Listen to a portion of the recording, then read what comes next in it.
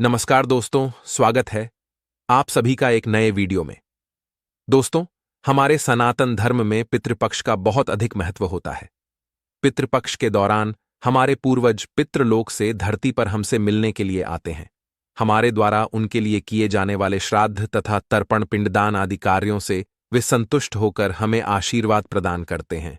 प्रतिवर्ष पितृपक्ष भाद्रपद मास के शुक्ल पक्ष की पूर्णिमा तिथि से प्रारंभ होते हैं और आश्विन मास की अमावस्या को इनकी समाप्ति होती है। पितृपक्ष के दिनों में मनुष्य को पितरों की संतुष्टि के लिए श्राद्ध कर्म तथा दान धर्म करने चाहिए। श्री कृष्ण कहते हैं, जिस मनुष्य को उसके पितरों का आशीर्वाद प्राप्त होता है, उसके कुल का गौरव सदैव ही बढ़ता है। ऐसा मनुष्य कभी दरिद्र नहीं रहता है। इस साल पितृपक्ष 19 सितंबर शुक्रवार से दिन प्रारंभ हो चुके हैं, जिनकी समाप्ति 14 अक्टूबर को होगी। पितृपक्ष 16 दिन तक चलते हैं। इस दौरान मनुष्य को पितरों की संतुष्टि के लिए उपाय अवश्य करने चाहिए। दोस्तों, पितृ मनुष्य के परिवार का सुरक्षा कवच होते हैं। पितृ शक्ति मनुष्यों की हर प्रकार के संकट से रक्षा करती है। यदि घर में पितृ शक्ति का वास हो तो घर में किसी भी प्रकार की दुष्ट आत्मा तथा नकारात्मक शक्तियां प्रवेश नहीं करती है।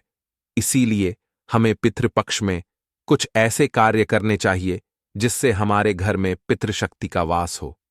पितरों को प्रसन्न करने के लिए गरुड़ पुराण में भगवान श्री कृष्ण ने बहुत ही महत्वपूर्ण उपाय बताए हैं।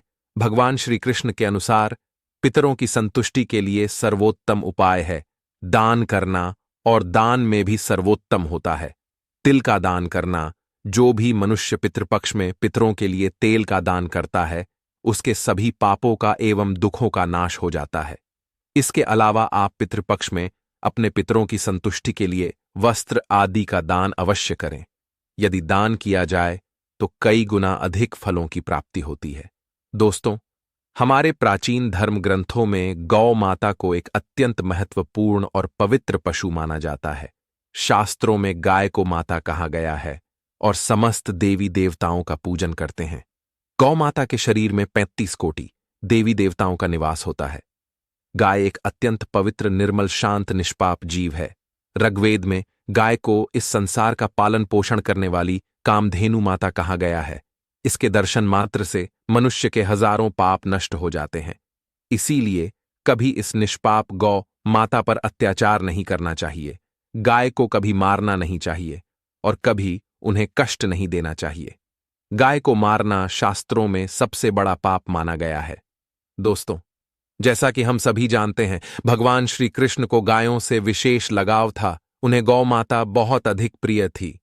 श्री कृष्ण के अनुसार गायों की सेवा करना ही सर्वश्रेष्ठ धर्म है।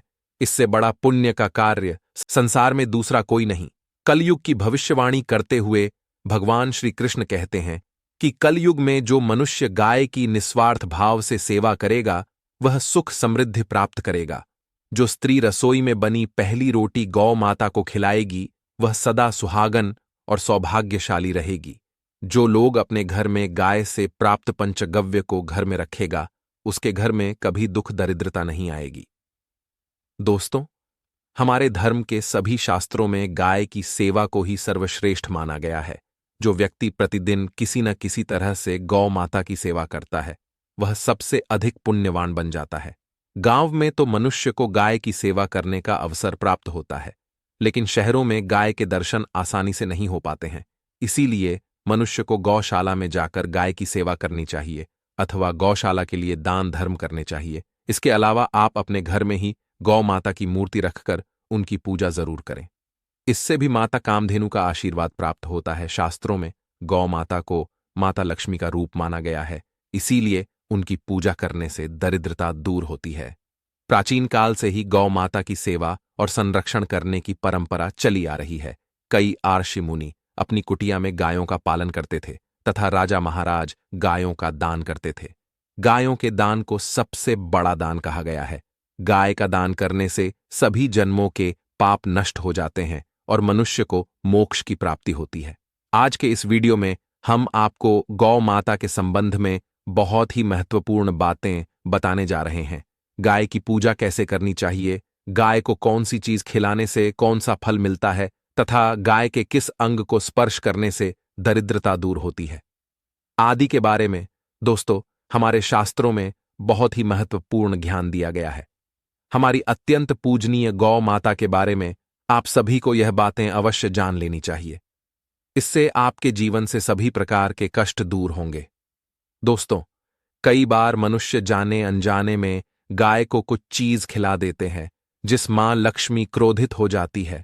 शास्त्रों में कहा गया है कि ऐसी चीजें गाय को कभी नहीं खिलानी चाहिए। इससे मनुष्य के जीवन में दुर्भाग्य आता है और उसे किसी भी कार्य में सफलता नहीं मिलती है। तो चलिए जान लेते हैं गौ माता के विषय में महत्वपूर्ण नियम। सबसे पहली बात है दोस्तों, गौ माता के दर्शन करना बहुत शुभ होता है। शास्त्र कहते हैं रोज सुबह गाय के दर्शन होने से पुण्य की प्राप्ति होती है। यदि आप किसी महत्वपूर्ण कार्य के लिए जा रहे हो और अचानक ही गौ माता आपके रास्ते में आ जाती है तो वह कार्य निश्चित ही सफल हो जाता है। किसी भी यात्रा पर निकलते समय अगर गौ माता के दर्शन हो जाए तो वह यात्रा सुखपूर्वक पूर्ण हो जाती है, इसमें संशय नहीं है। ज्योतिष शास्त्र के अनुसार कुंडली में यदि पितृ दोष होता है तो अन्य उपायों के साथ साथ गौ माता को प्रतिदिन रोटी और घास खिलाने से लाभ होता है और पितृ दोष से मुक्ति मिलती है।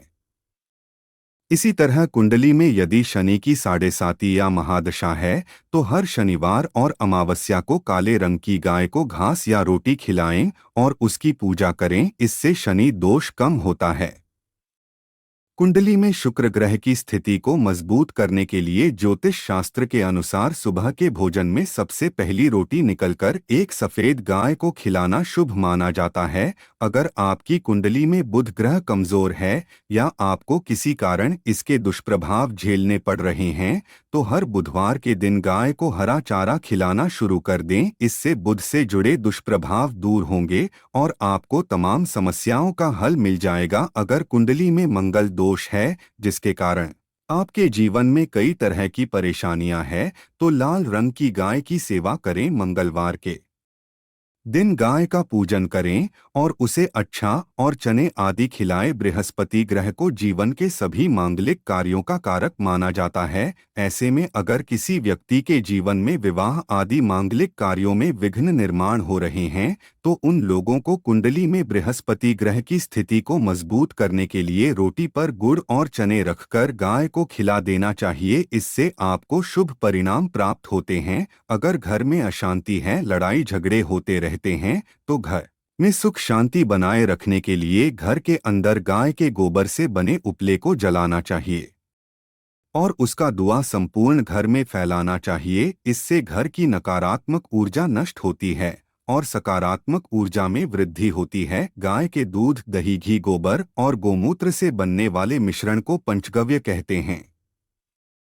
पंचगव्य को पाप नाशक कहा जाता है और हिंदुओं की एक धार्मिक विधि प्रायश्चित करने में इसका उपयोग किया जाता है। पंचगव्य को बनाने वाली सभी वस्तुएं अत्यंत उपयोगी होती हैं, जो स्वास्थ्य के लिए लाभदायक तो है ही साथ ही औषधीय गुणों से भी भरपूर है। दोस्तों, अगर आपके द्वार पर गौ माता आती है तो उसे बिना रोटी खिलाए जाने मत देना, नहीं तो आपको दुर्भाग्य का सामना करना पड़ेगा, क्योंकि जिसके द्वारा से गए बिना कुछ प्राप्त किए लौट जाती है उसके घर से लक्ष्मी भी चली जाती है। प्रत्येक स्त्री को प्रतिदिन गाय के लिए एक रोटी बनानी चाहिए और प्रेम से गौ माता को खिलानी चाहिए। इससे गौ माता का आशीर्वाद प्राप्त होता है और जो भी मन की इच्छा है वह पूर्ण होती है। कुछ लोग गौ माता को बासी भोजन अथवा झूठा खिला देते हैं, इसे शास्त्रों में पाप माना गया है। आप किसी अन्य पशु को खिला सकते हैं लेकिन गाय को कभी झूठा नहीं खिलाना चाहिए। भूख लगने के कारण गौ माता उसे अन्न को ग्रहण तो कर लेती है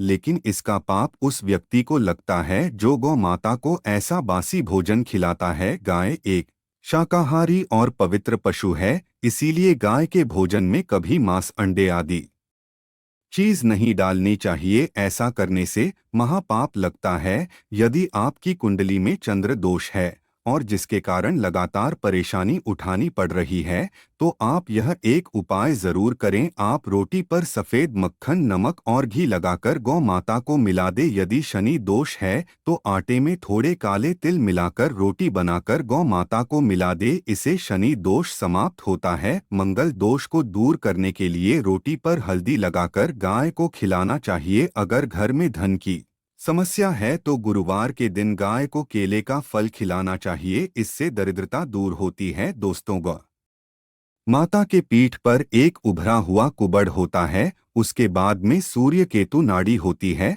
जब भी आपके द्वार पर गौ माता पधारे, आप उस कुबड़ को एक बार जरूर स्पर्श करें। इससे आपके जीवन से सभी दुखों का अंत होगा और धन संपत्ति की प्राप्ति होगी। शास्त्रों में कहा गया है, जो मनुष्य तन मन धन से गौ माता की सेवा करता है, उस व्यक्ति की अकाल मृत्यु नहीं होती है और उसे मोक्ष की प्राप्ति होती है। जिस व्यक्ति के भाग्य की रेखा सोई हुई है, अगर वह व्यक्ति गौ माता को गुड़ खिलाता है तो उसकी सोई हुई भाग्य रेखा खुल जाती है और उसका दुर्भाग्य यह सौभाग्य में परिवर्तित हो जाता है। तो दोस्तों, इस प्रकार से आप सभी गौ माता की सेवा जरूर करें। उम्मीद है आपको यह जानकारी अच्छी लगी होगी। वीडियो को लाइक और कमेंट में जय गौ माता, जय श्री कृष्णा अवश्य लिखें। साथ ही चैनल को सब्सक्राइब करें। आप सभी का धन्यवाद।